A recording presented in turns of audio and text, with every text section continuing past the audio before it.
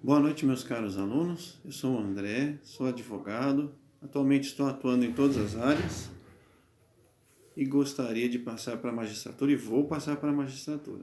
Por isso eu estou em todas as áreas porque estudo as 22 matérias da magistratura. Esta segunda aula, ou a aula de hoje, é um assunto muito recorrente em provas orais. Provas abertas também, mas principalmente em provas orais. E se não responder com grande profundidade, não precisa ser exatamente como eu vou explicar, mas se não responder com grande profundidade, não consegue atingir a nota necessária naquela questão. Então, é a diferenciação entre princípios e regras. Existem inúmeros e grandes doutrinadores, professores, explicando essa diferenciação. Aqui eu vou passar aqui é com base no livro A Teoria dos Princípios, de Humberto Ávila, com base também em Ronald Dworkin, com base em Robert Alexei, com base em Claudio Canaris e todos os outros grandes doutrinadores que com eles estão juntos. Segundo a doutrina moderna de Humberto Ávila e outros, a diferenciação entre princípios e regra não está no texto. Como na primeira aula eu já expliquei a diferença entre texto e norma, mas sim na norma. Pega o dispositivo ou texto, reconstrói ele, o produto da sua interpretação é a norma. E na norma, se ela for frontalmente finalística, é regra. Se ela for comportamental ou imediatamente finalística, aí sim é princípio. Tá? Então, se o examinador, fazendo um parênteses, o examinador numa prova oral perguntar qual a diferença de princípios e regras, e o candidato responder superficialmente que regra determina uma conduta mais exata, mais específica, e o princípio é mais abstrato, é uma conduta mais comportamental, se explicar por cima desta forma, ele não passa na questão, não tira a nota necessária. Tem que ser uma explicação mais profunda. Então, primeiro, repetindo, a doutrina moderna de Humberto Ávila. Segundo, a norma, frontalmente finalística é regra. Comportamental ou é diferente de frontalmente finalística. Imediatamente finalística, buscando um objetivo, aí é princípio. Agora, vamos aos doutrinadores, os quais foram os que mais difundiram a diferença entre princípios e regras. É a doutrina mais bem difundida no mundo inteiro, no Brasil e no mundo. Mas eu vos alerto que esses mesmos doutrinadores, Ronald Dworkin, Robert Alexei, Claudio Canaris, esses doutrinadores clássicos, hoje em dia já mudaram de ideia. Hoje em dia eles já pensam de forma muito parecida com a doutrina moderna de Humberto Ávila. Mas vamos para aquilo que os concursos mais pedem e a forma que eles mais pedem. Então, segundo Ronald Dworkin, Roberto Alexei, Claudio Canaris, existem várias diferenciações entre princípios e regras. Eu vou falar aqui as três principais. Primeiro, a teoria hipotético-condicional. Se houver uma hipótese e um consequente, é regra. Se não houver uma hipótese e um consequente, é princípio. Mas vou falar da crítica da doutrina moderna, de Humberto Ávila. Ou seja, um princípio também pode ser hipotético condicional, porque hipotético condicional é apenas uma linguagem, não diferencia princípios de regras. Pode ter o princípio da igualdade num concurso público. Se nesse certame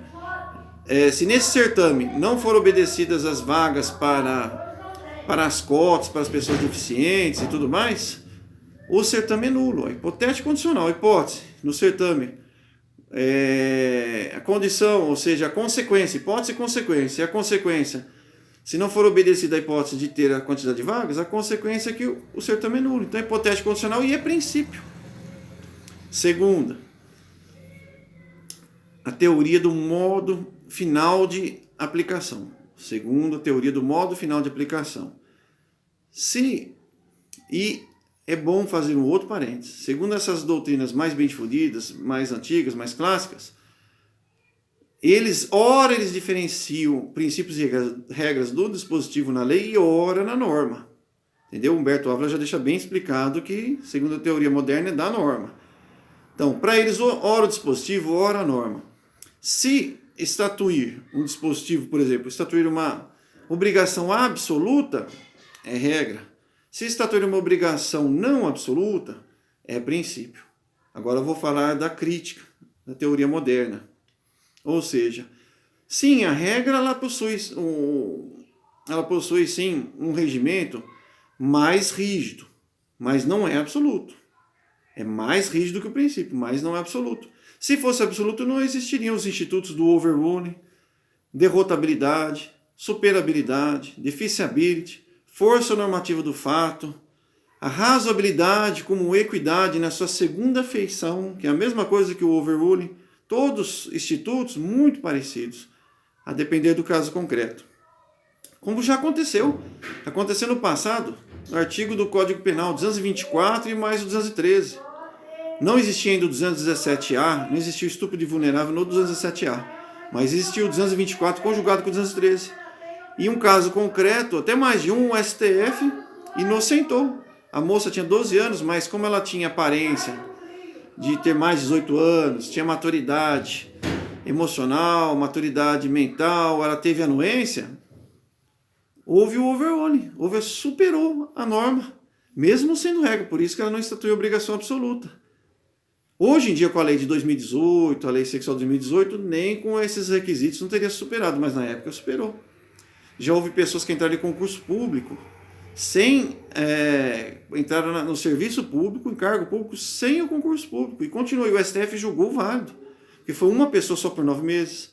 Existiu um empresário que conseguiu importar produtos e não perder o Simples Nacional, porque foi uma vez só 4 peças de sofá.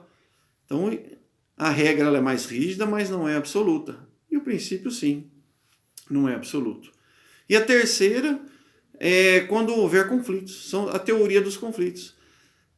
Segundo a teoria mais bem difundida, mais clássica, se houver conflitos e uma das duas normas sair do ordenamento jurídico é regra. Se houver conflito e as duas permanecerem no ordenamento jurídico, são princípios.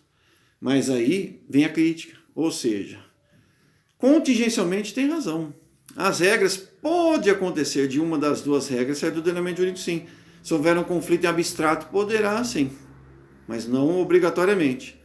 E os princípios, sim, há o imbricamento, a síntese dialética dos valores imbricados, segundo Jurig. E aí nós podemos falar dos postulados inespecíficos, da concordância prática e tudo mais, mas aí é outro assunto. Mas as regras elas podem conviver em abstrato, mas pode haver a colisão apenas em concreto.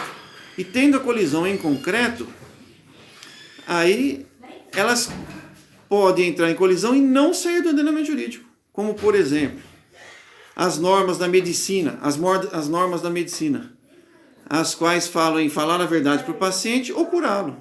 Você fala a verdade, mas ele pode falecer, depende da doença. Se você não falar a verdade, ele sentindo, achando que está saudável, ele pode se curar mais rápido, ou seja, em abstrato elas convivem essas duas normas, mas em concreto é que é a colisão. Um outro caso é o caso dos remédios do Rio Grande do Sul, cuja decisão é diferente da decisão dos remédios nacional. Então, em abstrato elas convivem, em concreto elas entram em conflito.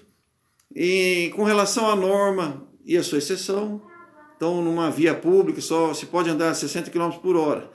Mas se um taxista com uma pessoa morrendo no carro passar 100 km por hora, essa é uma exceção. Entendeu? Então, aí no caso concreto, houve a colisão. Certo? Muito obrigado, meus alunos, e até a próxima aula.